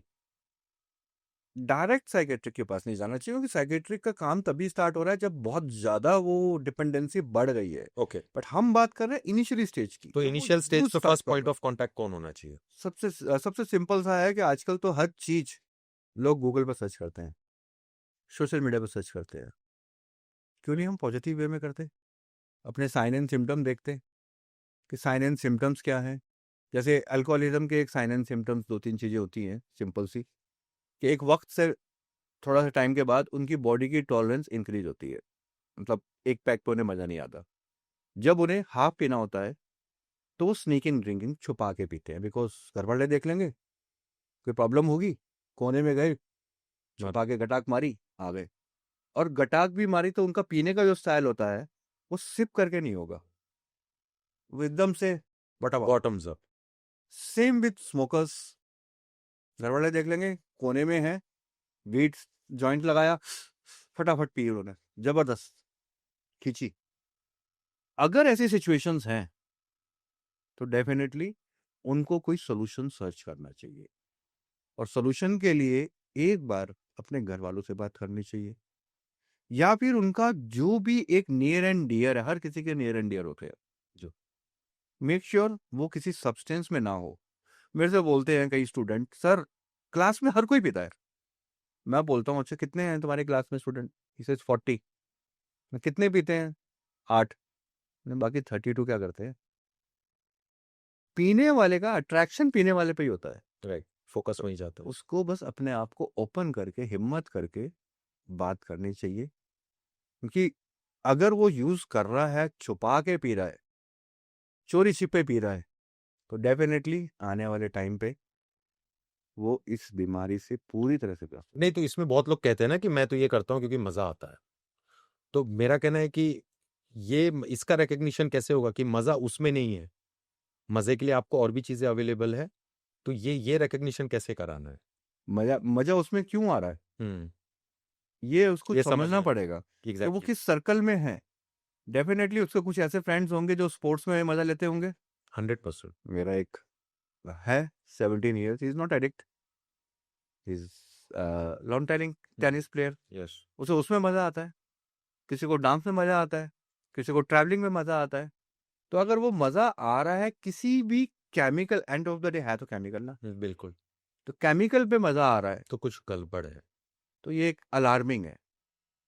राइट। दैट्स मीन कि आपको कुछ अपने बारे में, अपनी लाइफ के बारे में, अपने गोल के बारे में अभी आप क्लियर हो सोचना जाए। चाहिए। राइट। और गोल के लिए सोचने के लिए आज के डेट में तो करियर काउंसलर भी है। बिल्कुल। हमारे टाइम पे कम वो थे, सब भी नहीं थे, बिल्कुल। आज तो करियर काउंसलर है। आप जी। अपनी स्किल चेक कर सकते हैं। अगर नहीं भी कर रहे, आप गूगल पे ही सर्च कर लो how to check your skills. क्यों हम हमेशा सोशल मीडिया को नेगेटिव वे में लेते हैं? अगर यस बहुत इम्पैक्ट है, बट पॉजिटिव भी है, ही है, श्योर, चेक डेफिनेट। कर सकते हैं उसको। राइट। तो ये हमें इंडिविजुअल को समझना होगा, हर किसी को। आई विश जब मैं अपनी ग्रो कर रहा था लाइफ में, कोई मुझे मिलता ऐसे सिखाने वाला। आई थिंक हर जनरेशन का यही रिग्रेट होता है Regret कि रहता है। काश मेरे जनरेशन में ऐसा होता, but that's how things improve. आज आपके जनरेशन में वो आपको नहीं मिला, बट आपने आने वाली जनरेशन को बहुत कुछ प्रोवाइड किया, सो वही विन विन है आपके लिए। मुझे बहुत मजा आता है, मुझे बहुत अच्छा लगता है जब मैं यंग बच्चों के साथ काम करता हूँ, राइट। एंड वो मेरे साथ बहुत कनेक्ट होते हैं। तो नए जनरेशन की अगर बात कर रहे हैं, तो मान लीजिए कि एक एक लड़का है जिसका फ्रेंड इस चीजों में घुस गया है, दोनों हॉस्टल में है मान लेते हैं, तो ऐसे सर्कमस्टेंस में जहाँ पेरेंट्स अवेलेबल ही नहीं है, एक रिस्पॉन्सिबल फ्रेंड की के लिए क्या टिप्स है आपके पास कि अगर उसको कोई अपना फ्रेंड या कलीग इस प्रॉब्लम में घुसते हुए दिख रहा है, क्या मेजर्स है, क्या स्टेप्स लेने चाहिए उसे? जो ये फ्रेंड है, हम्म। ये भी तो पेरेंट्स ही है ना। राइट। हमने जो इतना आज डिस्कस करा है, और हमने आई थिंक पेरेंटिंग और पेरेंट्स का बहुत बड़ा रोल करा है। बिल्कुल। उसमें एक चीज़ मैं भूल गया, पेरेंट्स के साथ साथ उसके फ्रेंड्स, उसके सिबलिंग, उसके पेरेंट्स मतलब मॉम डैड नहीं, सिर्फ सिर्फ मॉम डैड नहीं, क्लोज गार्जियंस जो हैं, मामा, फ्रेंड्स, रोज कांटेक्ट में है, रोज टच में है। कॉन्टैक्ट में हैं, बिल्कुल। उन सब तक ये मैसेज होना चाहिए कि ये एक बीमारी है, इसका एक स्टार्ट हो गया है और इसका ट्रीटमेंट अवेलेबल है। अगर उस फ्रेंड्स को, जो आप बात कर रहे हैं, उसका फ्रेंड एडिक्शन में आ रहा है, फंस रहा है वो, तो वो उसको राइट अप्रोच तक लेके जा सकता है ट्रीटमेंट की। मेरे काफ़ी उसमें आते हैं, फेलोशिप में भी आते हैं, जो फ्रेंड्स उनको इस मीटिंग में लेके आते हैं। ओके। फ्रेंड्स मेरे पास लेके आते हैं कि मेरे एक फ्रेंड है, उसको प्रॉब्लम है सर, आप जरा हेल्प कर दो। तो फ्रेंड्स लेके आते हैं क्योंकि वो अवेयर है। सो बेसिकली अगर ऐसा कुछ दिख रहा है तो they should try and find a wellness coach, life coach coach, या साइकोलॉजिस्ट या somebody who can come in as a technical person and guide them कि ये गलत जा रहे हो, राइट? तीनों चीज़ की ज़रूरत पड़ती है, like doctor, psychologist and life coach, तीनों के अपने अपने role. Sure, I am sure. क्योंकि साइकोलॉजिकल इंटरवेंशन हम नहीं कर सकते, वो साइकोलॉजिस्ट ही करेंगे, उनका ही रोल है वो। हमारा एज ए पीयर एजुकेटर उनके साथ बैठ के एक कंफर्टेबल होके उनसे डिस्कस करने की चीज़ें बट उसके लिए आपको जो टेक अवेज है वो आप साइकोलॉजिस्ट और साइकेट्रिस्ट से ले लेते हैं, ले लेते हैं, जो डाटाज आपको चाहिए। और हम आपस में एक टीम में काम करते हैं। श्योर। मेरे सर्कल में है, मेरे साइकोलॉजिस्ट सर हैं और डॉक्टर्स हैं, तो हम तीनों एक टीम में काम करते हैं। ये टीम की तरह काम होता है, give and take. Sure, very nice. Subhash ji, नए जनरेशन के लिए क्या टिप्स है जिनको एडिक्शन से रिकवरी चाहिए या जो छोड़ना चाहते हैं सब्सटेंसेस, उनके लिए क्या टिप्स है आपके पास?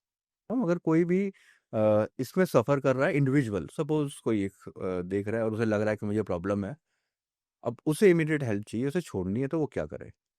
इसके लिए मैं एक टिप्स दे देता हूँ। ये सबसे पहले जो उसे करना चाहिए, दैट्स कॉल, एक हम प्रोग्राम देते हैं, दैट्स कॉल हॉल्ट, HALT। जब भी उसे पीने की क्रेविंग हो या नशा करने की क्रेविंग हो, अपने आप को चेक करे वो खाली पेट तो नहीं है। 70-80% वो एम्प्टी स्टमक होगा, क्योंकि जब पेट खाली होता है माइंड ज़्यादा भागता है। श्योर। तो उसे वो हिट चाहिए जो उसे अल्कोहल या सब्सटेंस से मिलती है। तो उसे चेक करना चाहिए खाली पेट तो नहीं है। अगर खाली पेट है तो इमीडिएट उसको कुछ खाना चाहिए। अगर वो खा लेगा तो उस वक्त की उसकी जो क्रेविंग है खत्म हो जाएगी। ए फॉर एंगर, क्योंकि जैसे ही वो अल्कोहल छोड़ेगा या ड्रग्स छोड़ेगा उसे गुस्सा आएगा। तो गुस्से को कंट्रोल करने के लिए गूगल पे बहुत यूट्यूब में बहुत सारी टिप्स हैं, how to control your anger. Sure. Meditations. अगर डायबिटिक नहीं है तो मीठा खा ले, क्योंकि मीठा बहुत कंट्रोल करता है एंगर को। मीठा खा ले कुछ, एंगर को मैनेज करे। ठीक है। थर्ड इज लोनलीनेस, अकेलापन, क्योंकि अल्कोहलिक और एडिक्ट को लगता है कि दुनिया उसे समझती नहीं है। तो अकेलेपन के लिए सजेशंस होता है हमारा कि कुछ अच्छी किताब पढ़ ले, कहीं वॉक पे नेचर के साथ चले जाए, नेचर में रहे और ट्राई करे वो लोगों से बात तो थोड़ा बाहर निकले, आउट गोइंग रहे हमेशा से। एंड अपने आप को टी-फियर्स थकाना नहीं है, अपने आप को टायर्डनेस। एक last, most of the people says कि विल पावर की जरूरत कमी है इसके अंदर। किसी भी एडिक्ट को विल पावर की जरूरत नहीं है। ये बहुत अच्छी इंफॉर्मेशन है जो आपसे शेयर कर Please. रहा हूँ। विल पावर की जरूरत नहीं है, उसे है स्किल पावर की जरूरत। स्किल चाहिए उसे। स्किल क्या चाहिए? सबसे पहले उसे डेवलप करना है अपने अंदर लिसनिंग स्किल, और वो सुनेगा तभी जब बिना जजमेंट के उसकी बात को सुना जाएगा। वो बोलेगा तभी। बिल्कुल। उसे सुनना, सबसे पहले एडिक्ट को सुनना सीखना होगा। हम क्या करते हैं, हम जब उससे बात करते हैं किसी भी एडिक्ट से, हम ये नहीं बोलते कि तुम्हें ये प्रॉब्लम है। हम एक केस लेते हैं, ये एक केस है। कई बार मैं अपना केस लेता हूँ, किसी और का लेता हूँ, तो उसे लगता है हाँ ऐसे सिम्टम मेरे को भी है। यू आर राइट सर, ऐसा ही होता है मेरे साथ। यू आर राइट सर, ऐसा ही होता है मेरे साथ। बस उसकी लिसनिंग स्किल डेवलप हो गई। दूसरा, प्रॉब्लम सॉल्विंग स्किल। हर एडिक्ट को प्रॉब्लम होती है और प्रॉब्लम का सलूशन उसे अल्कोहल में मिलता है। अब वो एक आया मेरे पास, सर वाइफ के साथ पंगा हो गया, ब्रेकअप हो गया, काम नहीं हो रहा, ये नहीं हो रहा, वो नहीं हो रहा। तो वो उसके साथ बैठ के उसको एक डिफरेंट तरीके से उसी पॉइंट को देखने की वो देता हूँ, प्रॉब्लम सॉल्व कराने के लिए। समबडी से इसके यार वाइफ प्रॉब्लम कर रही है बहुत, मान लो, तो मैं 1 मिनट के लिए बोलता हूँ कि एक काम करो, आप बिल्कुल ठीक है, आपका गुस्सा बिल्कुल जायज है, मानते हैं। जब मैंने ये बोला गुस्सा जायज है, तो उसको एक चीज मालूम पड़ गई कि ये बंदा बिना जजमेंट के सुन रहा है मेरी बात। अब मैं उसे बोलता हूँ थोड़ी देर के लिए तुम बाई बन जाओ और तुम देखो तुम्हारा हस्बैंड क्या कर रहा है। सिचुएशन रिवर्स कर दो। एकदम से उसे। एंड द लास्ट था कम्युनिकेशन स्किल्स। अल्कोहलिक और एडिक्ट के साथ प्रॉब्लम होती है, वो 2 पैक पीने के बाद कम्युनिकेट कर पाता है। तो हम उसे एक साथ बैठ के बात करते हैं और उसे हम बताते हैं कि कम्युनिकेशन स्टार्ट करो, कम्युनिकेट करना स्टार्ट करो अपने पेरेंट्स से, अपनी वाइफ से, अपने फ्रेंड्स से, अपने सर्कल में। वो भी specially when you are sober. Of Right. Course, of course, जब वो या हमारे या पास आ रहा है तो डेफिनेटली वो सोबर होने के लिए ही आ रहा है। Sure sure. तो आदि तो हमने वो सीख ली। अब हम उसे सिखा रहे हैं 3 चीजें जो मैंने स्किल बताई: listening, problem solving and communication. Sure. हम ये बोलते हैं कि हद से हद क्या होगा, मना कर देंगे ना घर वाले, या वाइफ मना कर देगी, या फिर हस्बैंड मना कर देंगे, it's okay, so what, life and नहीं होती यहाँ पे। हम कम्युनिकेशन, उसको एक हिम्मत देते हैं, कम्युनिकेशन स्किल्स खाते हैं। तो विल पावर की जगह skill power is medicine. So basically अगर आज के एपिसोड में सबसे बड़ा ब्राउनी पॉइंट लें तो एडिक्शन का बहुत बड़ा डायरेक्ट रिलेशन है इमोशन से। तो आप अब आपके साथ बात करके समझ रहा है कि instead of focusing on substances आप उस इमोशन पे फोकस करते हैं जो उस व्यक्ति को उस सब्सटेंसेस के तरफ ले जा रही है, सो दैट आप उसको उसके इमोशन पे कंट्रोल लाना दिखाएं या उस चीज को करेक्ट करें, सो दैट उसको अपने में जो कमी है, जैसे कि उसको हैप्पी होना है, तो हैप्पीनेस वो सब्सटेंस में ना ढूंढे, अपने एक्टिविटीज और अपने बाकी चीजों में उन चीजों को ढूंढे। ऑलराइट गाइज, आज के एपिसोड में इतना ही। बातें तो बहुत सारी अभी भी बची है, but we can do it in a single episode, right? तो एडिक्शन के ऊपर आज हम सब ने बहुत सारे टेक अवेज लिए हैं सुभाष सर से। और सबसे इंपॉर्टेंट टेक अवे अगर आप मुझसे पूछेंगे आज के एपिसोड में क्या है, तो सबसे बड़ा टेक अवे है कि एडिक्शन को ये भी रियलाइज करना पड़ेगा कि इट्स अ मेडिकल कंडीशन। ये लोग शौक के लिए नहीं कर रहे हैं, and there are always good people to help you around. So if you need help, don't be shy to approach a psychiatrist, psychologist. इन चीज़ों में आपको शर्म नहीं खाना है, अपनी वल्नरेबिलिटी को आगे लाइए। And trust me when I tell you this, जब सुभाष जी पर्सनली रिकवरी होके मोर देन 1000 पीपल को डी एडिक्ट कर सकते हैं, तो guys it's not that hard. Okay, just give yourself that much of value and understand कि you can do it. Okay, that's all from me. But before we leave, Subhash ji का last message for all of you guys.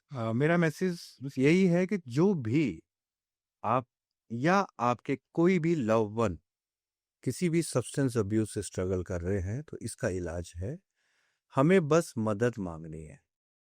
मैं available हूँ दिल्ली में, आपको लगता है you can talk to me, और आपके आसपास बहुत मदद अवेलेबल है। आप जाएं, मिलें, बात करें, क्योंकि जब आप बात करते हैं तभी बात बनती है। इसलिए मेंटल हेल्थ में सबसे इंपॉर्टेंट चीज है कि बात करना जरूरी है।